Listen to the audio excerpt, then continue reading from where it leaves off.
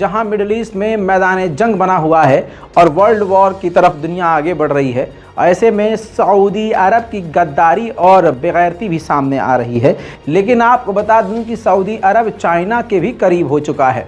Israel और फिलिस्तीन की जंग रुकने का नाम ही नहीं ले रही और इजराइल फिलिस्तीन पर लगातार हमले करते जा रहा है। इजराइल ने फिलिस्तीनों का खाना, पानी, लाइट, इंटरनेट कनेक्शन सब कुछ खत्म कर चुका है, जिससे लोगों को इजराइल की सच्चाई पता ना चले। और अब तो सऊदी और चाइना भी इस जंग में उतर पड़े, ऐसा सुनाई दे रहा है।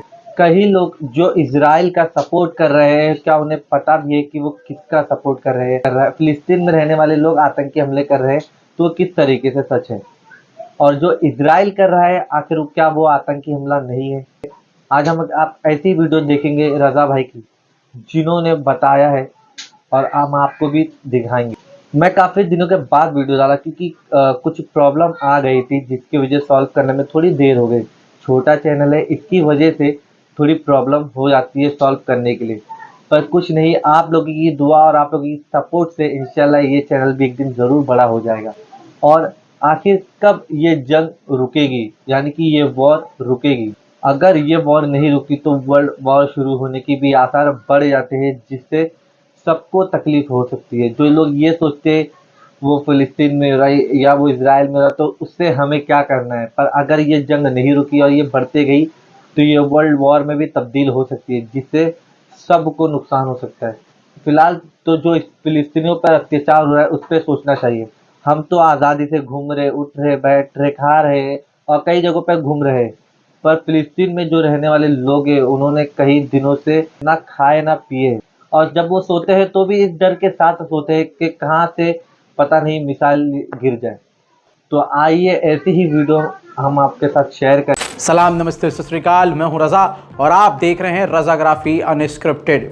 जी हाँ, इस चैनल को भी हमने रज़ाग्राफी के ही रंग में ढाल दिया है ताकि आपको दुनिया की तमाम खबरें मिलती रहें। हमने अपनी मेहनत को बढ़ाया है, ख़बरों को कम नहीं किया है। आप इस बात के गवाह हैं। स्वागत है आपका हमारे अंतर्राष्ट्रीय प्राइम टाइम रिपोर्ट में, यानी इंटरनेशनल प्राइम टाइम में आपका स्वागत है। दोस्तों, जिस रिपोर्ट के अंदर पूरी दुनिया की बड़ी बड़ी खबरें जो आजकल आपसे मिस हो रही हैं, कोशिश करूंगा कि आप तक वो भी पहुंचाऊं।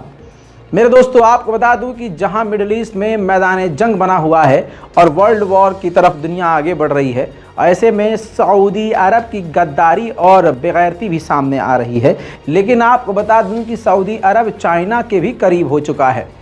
दोस्तों, जहां अमेरिका से बातचीत बना रहा है सऊदी अरब और कभी उससे बिगाड़ रहा है सऊदी अरब, एक तरफ हो ही नहीं रहा सऊदी अरब, और सऊदी अरब के दिमाग में क्या चल रहा है किसी को मालूम नहीं।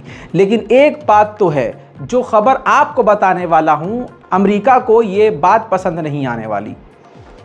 सऊदी अरब और चाइना मिलकर चीन में ही खतरनाक जंगी तैयारी कर रहे हैं, युद्ध अभ्यास कर रहे हैं, अंग्रेजी में बोले तो ड्रिल कर रहे हैं। चाइना का सऊदी अरब का इतने करीब आना ये पहले ही अमेरिका को खटक रहा है। ऐसे में जब इजराइल और फिलिस्तीन की जंग है, इजराइल से बातचीत सऊदी अरब ने रोक दी है। हालांकि बार बार सऊदी अरब को मना रहा है अमेरिका का विदेश मंत्री विजिट कर करके। उधर मोहम्मद बिन सलमान पर भी पूरी दुनिया के मुसलमानों को भरोसा नहीं रहा कि आगे ये क्या करेंगे। लेकिन कम से कम आप ये तस्वीर जो दिखाने वाला हूँ, ये तस्वीर अमेरिका को तकलीफ़ दे रही है, जिसमें चाइना और सऊदी अरब की सेना खौफनाक खतरनाक ड्रिल कर रही है।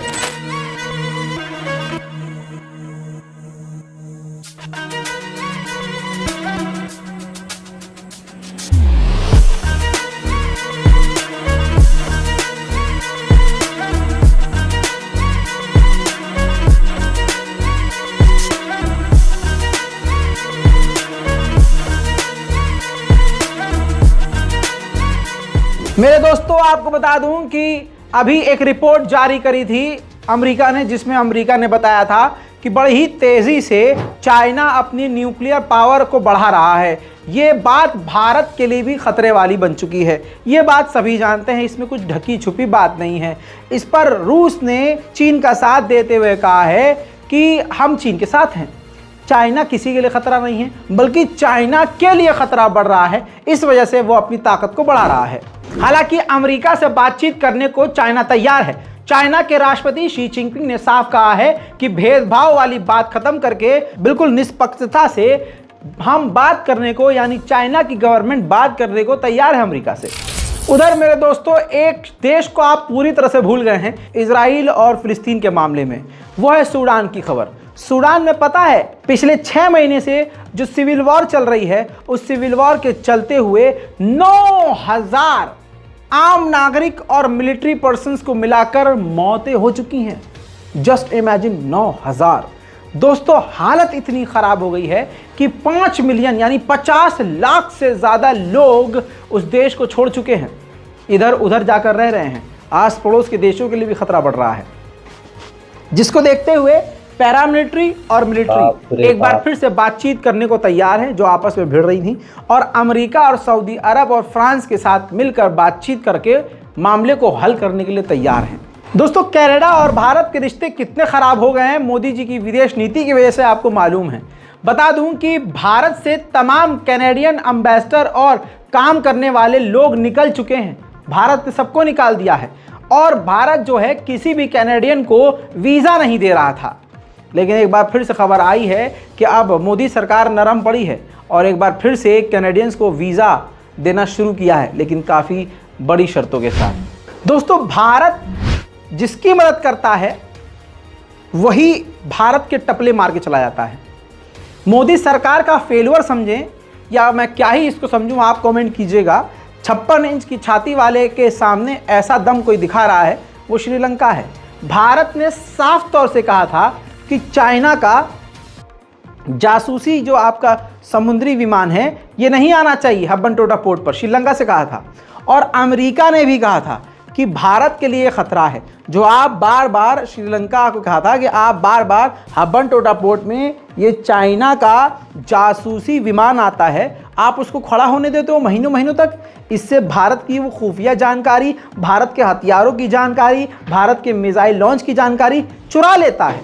लेकिन दोस्तों भारत और अमेरिका के मना करने के बावजूद यान 6 जासूसी समुद्री जहाज श्रीलंका के हब्बनटोटा पोर्ट पर एक बार फिर से पहुंचने वाला है। इसकी जानकारी खुद श्रीलंका ने दी है।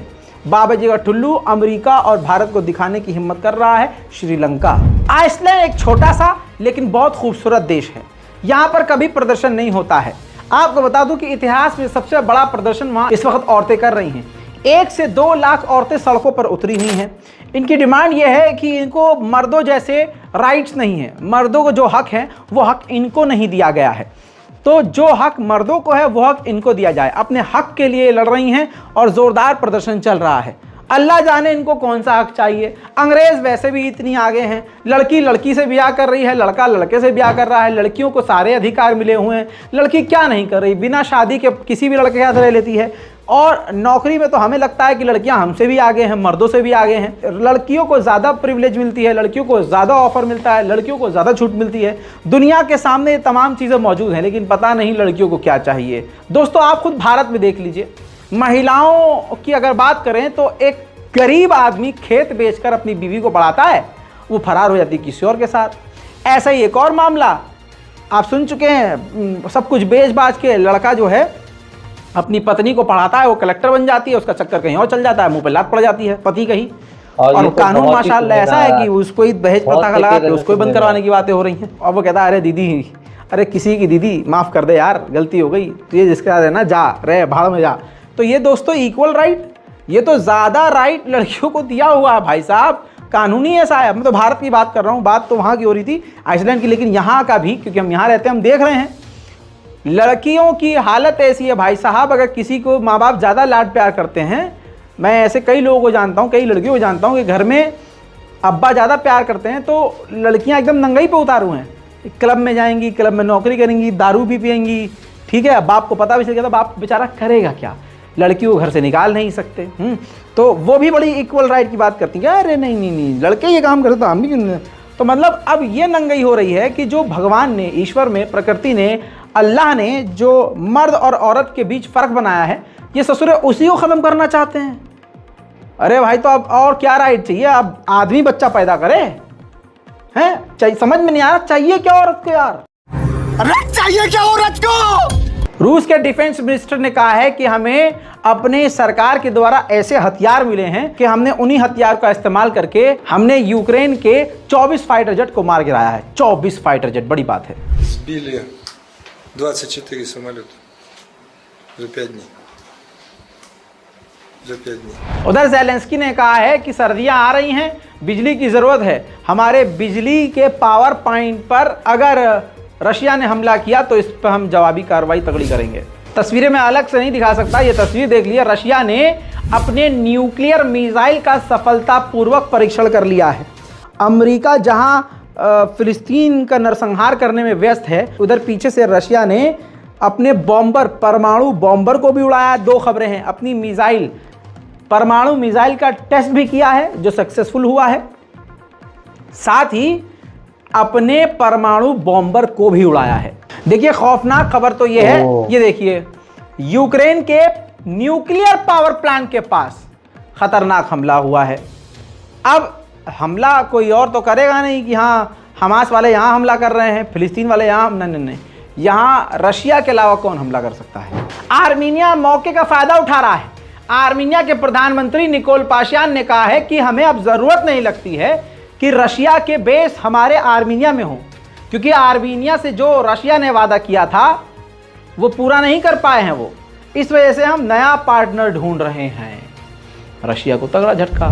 उधर अजरबैजान के राष्ट्रपति के एडवाइज़र ने कहा है कि पहले हम आर्मीनिया से रास्ता मांग रहे थे कि आप हमें कॉरिडोर दीजिए, लेकिन अब हमें उससे बात करने की ज़रूरत नहीं है। कॉरिडोर के लिए, रास्ते के लिए हम ईरान से बातचीत कर रहे हैं। दोस्तों, ईरान ने सख्त कदम उन महिलाओं के खिलाफ, सुपरस्टार जो ईरान में एक्ट्रेस हैं उनके खिलाफ उठाया है। 12 ऐसी महिला एक्ट्रेस हैं, कलाकार हैं, जिनको अब ईरान की फिल्म में या किसी भी फिल्म में काम करने पर पाबंदी लगा दी है। ईरान ने कहा है कि ये जो हिजाब लॉ है इसका उल्लंघन इन्होंने किया है। कमाल की बात है, ज़रा सा पैसा किसी के पास आता है, ज़रा सा पैसा किसी के पास आता है। मैं ऐसे परिवारों को भी जानता हूँ, मैं आपके बीच का हूँ, मैं कोई आसमान पे नहीं रहता हूँ भाई, आप लोगों के बीच में रहता हूँ। ऐसे मैं नाम नहीं ले सकता हूँ, लेकिन मैं जानता हूँ, मैंने आसपास देखा है कि एक परिवार जो काफ़ी गरीब है और हर मेंबर नमाजी है। लड़कियाँ, बच्चियाँ हिजाब कर रही हैं, अभी इतनी सी हैं बच्ची, हिजाब कर रही हैं माशाल्लाह, लेकिन जैसे जैसे बड़ी हुई उस घर में बरकत हुई, पैसा आना शुरू हुआ, घर का कोई इंसान फ़र्द कामयाब हुआ, घर बड़ा हुआ, ठीक है, अब उनका लाइफस्टाइल चेंज हुआ। अब जो कल तक हराम चीज़ें थीं, जो मकरूह चीज़ें थीं, अब वो उनके घर में नॉर्मल हो गई हैं। म्यूज़िक नॉर्मल हो गया है, लड़कियां अब बाप के सामने नाच रही हैं, नॉर्मल हो गया है। बर्थडे घर में सेलिब्रेट कर रहे हैं, पीछे जो है गाना बज रहा है, बाप के साथ वीडियो बन रही है, लड़की जो है नाच रही है, जिस्म खुला हुआ है, सर पर दुपट्टा नहीं है, मतलब तो पता नहीं ये क्या हो गया है कि ज़रा सा कोई फेमस हो जाए। रील्स आप देखते हैं, ज़रा सी कोई लड़की हमारे कौम की फेमस हो जाए, उसका पहली बात दुपट्टा उतरता है, फिर नखरे आसमान पे जाते हैं, फिर उसके बाद उसका ज़मीर मरता है कि फ़िलिस्तीन में कुछ हो रहा हो, हिंदुस्तान में मुसलमान कुछ लिखना नहीं है, अब उसे पैसा चाहिए भाई साहब। डीएम फॉर कोलैबोरेशन, पापा की परी अब तो बन गई है इन्फ्लुएंसर। गजब बेइज्जती है। वहीं तुर्की ने एक अपना तीसरा खतरनाक ड्रोन बैकार TB3 टेस्ट किया है। ये एक ऐसा ड्रोन है जो पूरी दुनिया में सबसे ज़्यादा डिमांड में है और इसकी रेंज बैरक्टर TB2 से भी ज़्यादा बेहतर है और बैरक्टर TB2 से ज़्यादा एडवांस है। तो दोस्तों, आप समझ सकते हैं कि तुर्की काफ़ी तेज़ी से हथियारों में और ड्रोन की फील्ड में आगे बढ़ रहा है। यमन की भी सुन लीजिए। यमन में ख़तरनाक साइक्लोन आया, तूफान आया, जिससे कई लोगों की, यानी 2 से 4 लोगों की मौत की खबर अभी कंफर्म हुई है कि 2 लोग मारे गए हैं और कई घायल हैं, लेकिन 10,000 लोगों ने अपने गांव को छोड़ दिया है। दोस्तों, अंतर्राष्ट्रीय रिपोर्ट में आज के लिए इतना ही। चैनल को सब्सक्राइब जरूर कीजिए, इस चेहरों को याद रखिए, जहां भी नजर आएगा आपको खबर बताता हुआ, सच दिखाता हुआ नजर आएगा। सब्सक्राइब कीजिए, रिपोर्ट को शेयर कीजिए, दुआओं में याद रखिए। जय हिंद। तो जैसे कि आपने, हमारे जो रज़ा भाई है, उन्होंने कैसे सारी न्यूज़ को बताया है कि कौन सा देश क्या कर रहा है, कौन सा देश किस चीज़ की तैयारी कर रहा है, ये सब भी, और ये भी बताया है कि थोड़ा सा फेमस होने पर लोग क्या क्या नहीं कर रहे हैं। आपकी क्या राय है इस वीडियो को लेकर? कमेंट सेक्शन में अपनी राय ज़रूर देना। फिलहाल इस वीडियो करते हैं यहीं पर ख़त्म। अब हो सकता है कि इतना टाइम ना लगे वीडियो आने में, अब बराबर वीडियो आएगी। तो मिलेंगे नेक्स्ट वीडियो में, तब तक अपने और अपने घर वालों का ख्याल रखिए। खुदा हाफिज।